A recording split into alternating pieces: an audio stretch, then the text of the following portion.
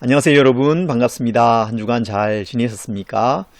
곳곳에 장마와 또 폭우로 여러가지 피해를 겪는 분들이 많이 계신 것을 참 안타까운 가운데 보고 있습니다. 그곳에 하나님의 은혜가 또 풍성해서 그 어려움을 잘 이겨나가시기를 간절히 소망하고 또 기도합니다. 마가복음 말씀 우리가 계속 살펴보고 있습니다. 마가는 예수님의 이야기를 기록하면서 비슷한 주제의 이야기들을 서로 이렇게 묶어 놓는 것을 볼 수 있습니다. 또 때로는 하나의 이야기 속에 다른 이야기를 끼워 넣는 그런 서술 방식을 보여주기도 합니다. 이것은 각각의 이야기를 따로 떼어서 묵상하고 읽기보다 여러 이야기를 서로의 연관 속에서 읽으면 더 그 의미가 풍성하고 선명하도록 그렇게 의도한 것이라고 볼 수 있습니다. 오늘 우리는 2장 1절부터 17절 말씀을 살펴볼 텐데 이 이야기가 그렇습니다. 2장 1절부터 12절에는 예수님께서 중풍병자를 고쳐주시는 이야기가 나옵니다. 그리고 13절부터 17절에는 레위라는 제자, 마태라고도 부르지요. 이 제자를 부르시는 이야기가 나옵니다. 이 두 이야기는 언뜻 보기에는 서로 전혀 연결되는 것이 없어 보입니다. 그렇지만 이 두 이야기는 예수님께서 이 땅에 오신 목적이 무엇인가, 예수님께서 정말 깊이 관심을 가지시고 계시는 것이 무엇인가를 보여주는 이야기입니다. 서로 이어져 있고 연결되어 있는 이야기라고 말할 수 있습니다. 오늘 이 이야기를 통해서, 이 말씀을 통해서 예수님께서 이 땅에 오신 목적, 예수님께서 우리의 삶 속에서 정말 관심을 가지고 계시는 것이 무엇인가, 그것을 깊이 생각해보고 묵상해보는 그런 시간이 되기를 소망합니다. 본문은 마가복음 2장 1절부터 17절입니다. 좀 긴 내용입니다. 그래서 13절부터 17절 말씀을 함께 읽겠습니다. 예수께서 다시 바닷가에 나가심에 큰 무리가 나왔거늘 예수께서 그들을 가르치시니라. 또 지나가시다가 알페오의 아들 레위가 세관에 앉아 있는 것을 보시고 그에게 이르시되 나를 따르라 하시니 일어나 따르니라. 그의 집에 앉아 잡수실 때에 많은 세리와 죄인들이 예수와 그의 제자들과 함께 앉았으니 이는 그러한 사람들이 많이 있어서 예수를 따름이러라. 바리새인의 서기관들이 예수께서 죄인 및 세리들과 함께 잡수시는 것을 보고 그의 제자들에게 이르되 어찌하여 세리 및 죄인들과 함께 먹는가? 예수께서 들으시고 그들에게 이르시되 건강한 자에게는 의사가 쓸데없고 병든 자에게라야 쓸데있느니라. 나는 의인을 부르러 온 것이 아니요 죄인을 부르러 왔노라 하시니라. 아멘. 여러분, 우리 모두는 다양한 문제를 안고 살아갑니다. 꼭 어떤 문제가 아니더라도 욕구나 필요가 있습니다. 다양한 필요가 있습니다.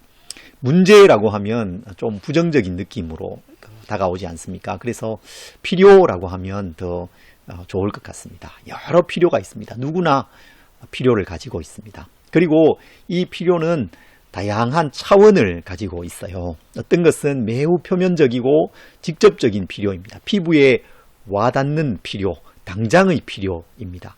그런가 하면 어떤 것은 당장의 필요는 아니지만 더 깊은 필요가 있습니다. 오늘 성경에 등장하는 중풍병자에게도 다양한 필요가 있었습니다. 이 중풍병자는 아마도 비교적 젊은 나이에 중풍병에 걸렸던 것 같습니다. 뇌혈관 질환으로 인한 몸의 마비 증상이죠. 이 병자는 내 친구에 의해서 들것에 들려서 예수님께로 오지 않습니까? 그것을 볼 때에 이 병자는 전신에 마비가 왔던 것 같습니다.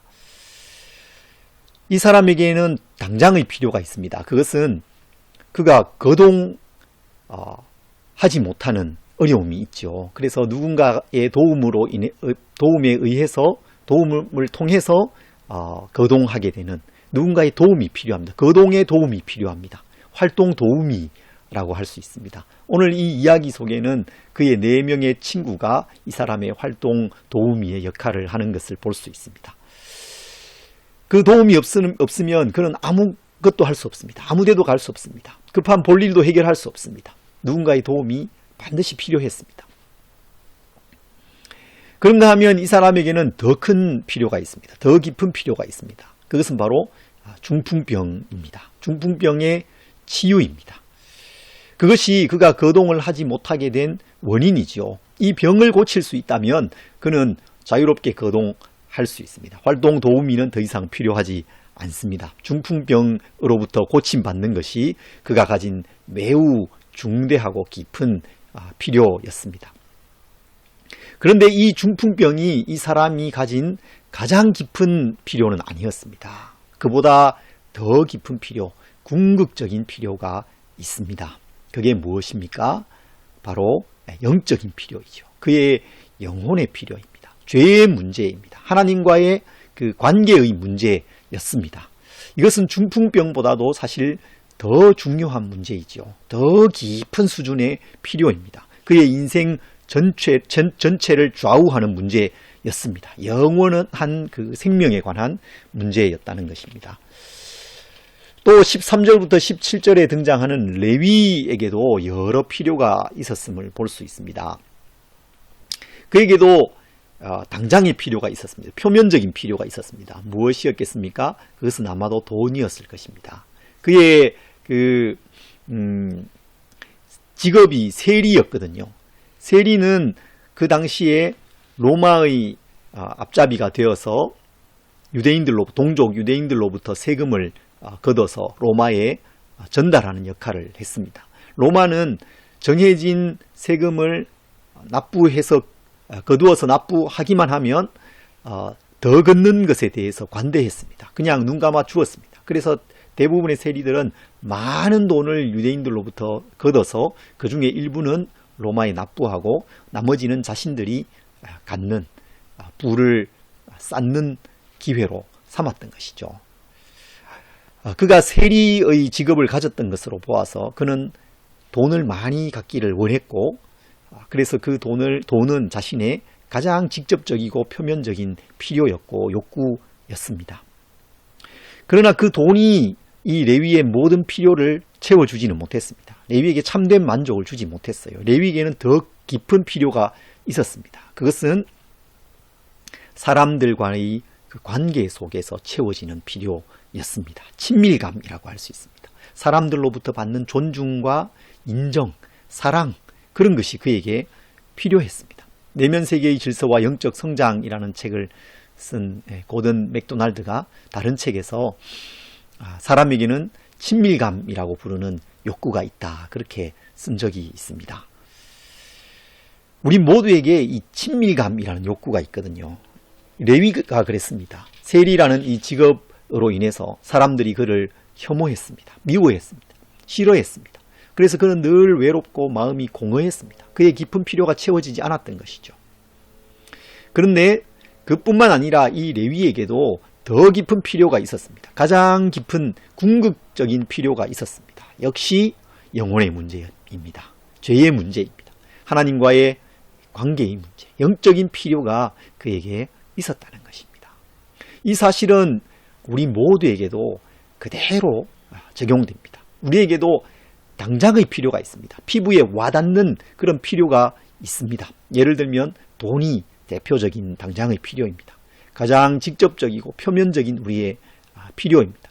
그런데 돈은 그 자체가 목적은 아니죠. 돈은 사실 더 깊은 필요를 채우기 위한 수단입니다. 불안이나 두려움으로부터의 안정감, 사람들의 존중과 사랑, 또 나의 자존감 같은 더 깊은 필요를 채우기 위한 수단으로 우리는 돈을 벌려고 합니다. 돈이 있으면 사람들이 나를 존중해주고 인정해줄 것이라고 생각합니다. 돈이 있으면 내가 스스로도 자신감이 생길 거라고 생각하죠.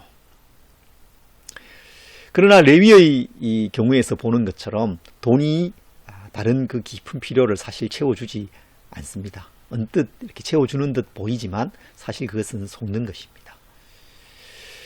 그리고 우리에게는 더 깊은 필요가 있습니다. 우리의 영혼의 필요가 있습니다. 우리의 이 영혼은 다른 것으로 채워지지 않거든요. 그래서 늘 공허하고 비어 있는 것이죠. 죄의 문제가 있습니다. 여러분, 우리가 우리에게 이렇게 다양한 차원의 욕구, 다양한 차원의 필요가 있다는 것을 이해하는 것은 굉장히 중요합니다. 그리고 그 다양한 필요 중에서 어떤 것은 더 근본적이고 더 중요한 필요라는 것을 아는 것이 정말 중요합니다. 당장의 필요, 표면적인 이 필요는 매우 급할 수 있습니다. 그래서 그것을 쫓아다니면서 살아가게 됩니다. 그러나 그러다 보면 우리 인생 전체에서 가장 중요한 필요, 궁극적인 그 필요, 그것을 놓치게 되는 것이죠. 사실 그것은 다른 여러 필요들을 한꺼번에 해결할 수 있는 방법임에도 불구하고 그것은 뒤로 미루어 놓은 채 당장의 필요에 급급한 삶을 살아가기 쉽다는 것입니다. 오늘 본문을 통해서 좀 더 이야기를 깊이 들어가 보려고 합니다. 예수님께서 이 다양한 수준의 필요가 있고 욕구가 있는데 그 가운데서 정말 관심을 가지신 부분은 무엇이겠습니까? 예수님께서 관심을 가지신 것은 우리의 가장 깊은 문제, 가장 깊은 필요입니다.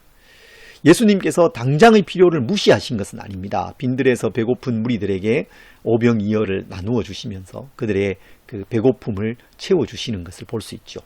제자들이 사역 가운데 몹시 피곤했을 때에 제자들을 먼저 보내시면서 먼저 가서 쉬어라, 그렇게 말씀하시는 것을 볼 수 있습니다. 우리의 육체의 필요, 당장의 필요에 대해서도 예수님께서는 깊은 관심을 가지셨고 도우셨습니다. 그래서 우리는 우리의 당장의 필요를 위해서도 기도할 수 있습니다. 그러나 문제는 무엇입니까? 그 당장의 필요에 매몰되어져서 가장 중요한 문제를 보지 못하는 것이 문제인 것이죠. 예수님은 우리의 당장의 필요에도 관심을 가지셨지만 더 깊은 관심을 가지고 오신 것은 우리의 깊은 필요를 채워주시기 위한 것이었습니다. 죄의 문제를 주님은 다루기를 원하셨습니다. 다시 이 중풍병자를 고쳐주시는 이야기를 살펴봅시다. 내 친구에 의해서 이 사람이 예수님께로 옵니다. 이 사람에게 매우 긴급한 필요는 중풍병의 고침을 받는 것이었습니다. 그러나 예수님은 그 중풍병보다도 더 깊은 필요, 더 깊은 부분의 문제를 다루고 계십니다. 5절에 말씀하시죠. 작은 자야, 내 죄 사함을 받았느니라. 내 죄 사함을 받았느니라. 그렇게 말씀하십니다. 그러자 어떤 서기관들이 마음에 생각합니다. 이 사람이 어찌 이렇게 말하는가? 신성모독이로다. 오직 하나님 한 분 외에는 누가 능히 죄를 사하겠느냐. 예수님은 그 사람들의 마음의 생각까지도 꿰뚫어 보십니다. 그리고 말씀하시죠. 9절과 10절에 중풍병자에게 내 죄 사함을 받았느니라 하는 말과 일어나 내 상을 가지고 걸어가라 하는 말 중에서 어느 것이 쉽겠느냐. 그러나 인자가 땅에서 죄를 사하는 권세가 있는 줄을 너희로 알게 하려 하노라.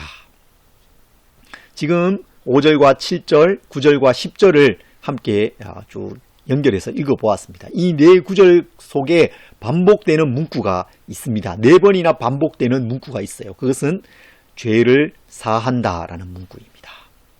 죄를 사한다. 내 죄 사함을 받았느니라. 죄를 사하는 권세가 나에게 있다. 그렇게 말씀하고 계십니다. 예수님께는 죄를 사하시는 권세가 있습니다. 죄 사함의 권위가 있으십니다. 예수님의 말씀도 권위가 있으셨고 예수님께서 말씀하시자 귀신도 떠나가는 권위가 있으셨습니다. 그뿐만 아니라 이제는 죄를 사하는 권위도 내가 가지고 있다라고 주장하고 계십니다.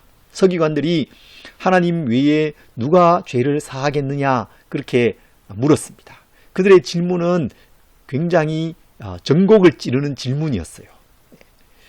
그것은 사실이었습니다. 죄의 문제는 인간이 해결할 수 없습니다. 죄의 문제는 우리 스스로 결코 해결할 수 없는 문제입니다. 오직 하나님만이 해결하실 수 있는 문제였죠. 그러면 예수님은 어떤 분이십니까? 죄를 사하는 권위를 지금 주장하고 계시는 이 예수님은 바로 하나님의 아들 그리스도시죠. 마가가 처음부터 주장하고 있는 대로 예수님은 하나님의 아들 그리스도이십니다. 능히 우리의 죄를 용서하실 수 있는 권위를 가지신 분이십니다. 이어지는 레위 이야기에서도 예수님은 죄의 문제를 해결하시는 분으로 나타납니다. 예수님은 죄의 문제를 해결할 그 권위를 가지고 계신, 능력을 가지고 계신 분이실 뿐만 아니라 예수님은 이 문제에 깊은 관심을 가지고 계시고 사랑으로 이 문제를 해결해 주세요. 예수님께서 세관에 앉아있는 레위를 부르십니다. 나를 따라오라. 그 부르심에 응답해서 레위가 일어나 예수님을 따릅니다. 그러자 예수님이 이제 레위의 집으로 들어가시죠. 함께 식사를 하십니다. 그 자리에 여러 다른 세리들 또 죄인들이 함께 했습니다. 함께 식사를 하시는 것입니다. 함께 식탁에 앉는다는 것은 매우 큰 의미를 가지고 있습니다. 그저 한 끼 식사를 해결하고 육체적인 필요를 채우는 의미, 그 이상의 의미가 있습니다. 그것은 상대방을 깊이 수용한다는 것입니다. 깊이 인정하고 내가 기꺼이 그 사람의 친구가 되겠다는 의미가 있는 것입니다. 죄인과 세리와 함께 식사하는 우리 예수님, 그것은 예수님께서 죄인의 친구가 되시고 세리의 친구가 되시는 의미가 있는 것입니다. 예수님은 죄인의 친구로 이 땅 가운데 오셨습니다. 예수님께서 죄인의 친구가 되셔서 내가 죄인을 부르러 왔노라 말씀하시는 이것이 얼마나 은혜로운 말씀입니까? 17절에 예수님께서 이렇게 말씀하시죠. 예수께서 들으시고 그들에게 이르시되 건강한 자에게는 의사가 쓸데없다. 병든 자에게라야 쓸데있느니라. 나는 의인을 부르러 온 것이 아니요 죄인을 부르러 왔노라. 죄인을 부르러 왔노라. 예수님께서 의인을 부르러 오셨다면 우리는 소망이 없습니다. 예수님께서 부자를 부르러 오셨다면 우리는 소망이 없습니다. 예수님께서 권세 높은 자를 부르러 오셨다면 우리는 소망이 없습니다. 죄인을 부르러 오셔서 죄인의 친구가 되셔서 우리의 친구가 되신 것입니다. 그래서 우리는 소망이 있습니다. 우리의 친구 되신 예수님으로 말미암아 소망이 있는 것입니다. 예수님께서 가장 관심을 가진 문제는 바로 우리의 영혼의 문제, 죄의 문제였습니다. 죄인의 친구가 되셔서 죄를 용서할 권위를 가지고 그 문제를 해결해 주시는 것입니다. 더 나아가서 마가복음 10장 45절에 이렇게 말씀하십니다. 인자가 온 것은 섬김을 받으려 함이 아니라 도리어 섬기려 하고 자기 목숨을 많은 사람의 대속물로 주려 함이니라. 이 말씀은 마가복음의 가장 핵심적인 구절입니다. 예수님께서 이 땅에 오신 목적을 밝혀주고 계시죠. 예수님은 고난받는 메시아이십니다. 섬기기 위해서 이 땅에 오셨습니다. 자기 목숨을 많은 사람의 대속물로 주기 위해서 오셨고 그래서 십자가를 향한 그 길을 걸어가셨고 마침내 십자가 위에서 우리의 죄를 대신한 그 죽음을 죽으시고 자신의 그 피를 우리의 죄를 위한 대속의 제물로 희생 제물로 다 쏟아 부어 주셨습니다. 우리에게는 예수님만이 해결하실 수 있는 문제가 있습니다. 가장 깊은 차원의 문제가 있는 것이죠. 그것이 죄의 문제입니다. 이 문제는 다른 모든 문제의 근원입니다. 다른 우리가 이 세상 가운데 경험하는 다른 문제, 당장의 이런 필요들은 그 죄의 문제로 인해서 생기는 것입니다. 생기는 증상입니다. 죄의 용서를 받으면 우리가 하나님 앞에서 의롭다함을 받습니다. 하나님께서 우리를 깊이 용납하시고 받아주신다는 것을 깨닫게 됩니다. 천지 만물을 지으시고 통치하시는 하나님께서 나를 사랑하시고 나를 도우시고 내 편이 되십니다. 이 사실은 우리에게 말할 수 없는 평안과 또 안전감을 줍니다. 더 이상 우리가 미래에 대해서 불안해하고 두려워하지 않게 되는 것이죠. 다른 사람들의 인정이나 존중에 목말라 하지 않습니다. 왜 그렇습니까? 하나님께서 나를 인정해 주시고 존중해 주시기 때문이죠. 나 자신이 얼마나 가치 있고 귀한 존재인지를 알게 됩니다. 그리고 하나님의 그 사랑 안에 살아가는 사람은 그 삶에 선한 영향력이 나타납니다. 아름다운 향기가 그 사람의 삶 속에서 나타나게 됩니다. 그리고 그러면 자연스럽게 주변 사람들이 나를 좋아하게 되죠. 나를 인정하게 됩니다. 정말 풍성한 삶을 그 속에 살아가게 되는 것입니다. 또 하나님께서는 우리의 삶의 이 세상에서의 삶에 대해서 깊은 관심을 가지시고 우리를 인도해 주시고 또 필요를 채워 주십니다. 먼저 하나님의 나라와 그의 의를 구하는 사람에게 다른 모든 것을 채워 주신다고 약속해 주셨습니다. 사람들이 물을 수 있습니다. 그렇게 기도하고 하면 하나님이 나에게 돈을 주시냐, 떡을 주시냐, 그렇게 물을 수 있습니다. 물론 당장 돈이 생기지 않을 수 있습니다. 당장 떡이 생기지 않을 수 있습니다. 그러나 우리의 삶 전체를 이렇게 펼쳐서 살펴보면 또 돌아보면 우리가 발견할 수 있는 것은 무엇입니까? 하나님께서 나의 삶을 끊임없이 인도해 오시고 도우시고 함께 해주셨고 또 필요들을 채워 주셨다는 것을 발견하게 되는 것이죠. 하나님께서 그렇게 도와주시는 것입니다. 죄의 문제, 하나님과의 이 관계의 문제, 그것이 우리의 문제의 근원입니다. 우리의 필요의 가장 깊은 부분입니다. 영혼의 문제가 가장 중요합니다.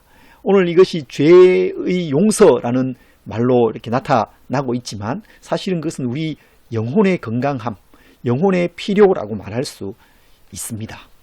우리의 영혼의 상태를 우리가 깊이 돌아보아야 합니다. 여러분, 이 시대가 자신의 영혼의 문제에 깊은 관심을 가지지 않습니다. 당장의 필요에 관심을 가지죠. 당장 먹고 살 일에 몰두합니다. 그러다가 영혼의 문제는 도외시 그냥 무시하고 살아가는 것입니다. 하나님과의 관계를 깊이 돌아보아야 됩니다. 나의 예배의 삶이 어떠한가? 내가 하나님께서 정말 기뻐하실 만한 정의롭고 정직한 삶을 살아가고 있는가? 하나님과의 교제가 나에게 풍성한가? 하나님의 말씀이 나에게 들려오는가? 내가 그 말씀에 응답해서 순종하는 삶을 살고자 힘쓰고 있는가? 또 기도하고 있는가? 그런 것을 살펴보아야 되는 것입니다. 여러분, 이 영혼의 문제에 너무 무관심하지 않으십니까? 영혼이 궁핍하고 비참한 상태에 있음에도 불구하고 그것을 깨닫지 못하고 거기에 대해서 슬퍼하거나 애통하거나 안타까워하지 않는 그런 삶을 살아가고 있지 않습니까? 당장 살아갈 이 문제에 너무 몰두하면서 나의 이 영혼의 상태에 대해서 무관심한 채 살아가고 있지 않습니까? 영적인 이 일에 우리가 깊은 관심을 가져야 됩니다. 왜 그렇습니까? 그것이 가장 중요합니다. 그리고 그것이 해결되면 다른 문제는 그냥 자연스럽게 해결되는 문제이기 때문에 그렇습니다. 저에게도 당장의 필요가 있습니다. 당장의 기도 제목이 있습니다. 우리 교회가 건강하게 잘 자리 잡는 것이 기도 제목입니다. 저희 교회의 지체들의 삶이 잘 자리를 잡고 안정되어 가는 것이 기도의 제목입니다.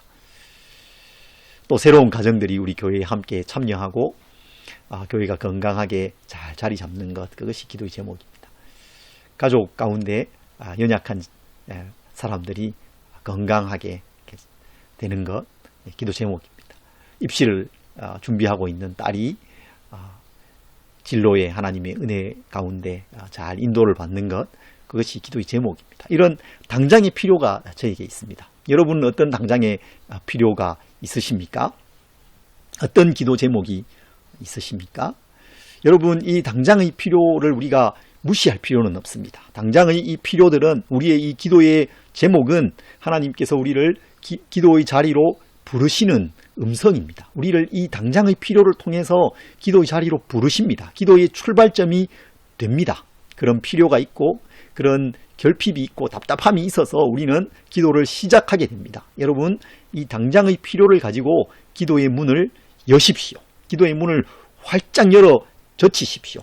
중풍병자가 그 당장의 필요, 그에게 있는 그 시급한 필요, 중풍병을 고침받기 위해서 예수님께로 나왔지 않습니까? 그 지붕을 뚫고 예수님께로 향하는 그 길을 열었지 않습니까? 그런 것처럼 우리의 이 당장의 필요, 긴급한 이 필요를 가지고 급한 이 불을 끄기 위해서 기도의 문을 여는 것입니다. 주님께로 나아가는 그 지붕을 뚫는 것이죠. 그렇게 기도를 시작하셔야 됩니다. 그러나 그것만으로 충분하지 않습니다. 거기에 만족해서는 안 됩니다. 그 문제가 해결되는 것만으로 만족해서는 안 됩니다. 우리의 기도가 단지 문제 해결의 수준에 멈추어서는 안 됩니다. 더 깊은 필요를 채우기 위한 자리로 나아가야 됩니다.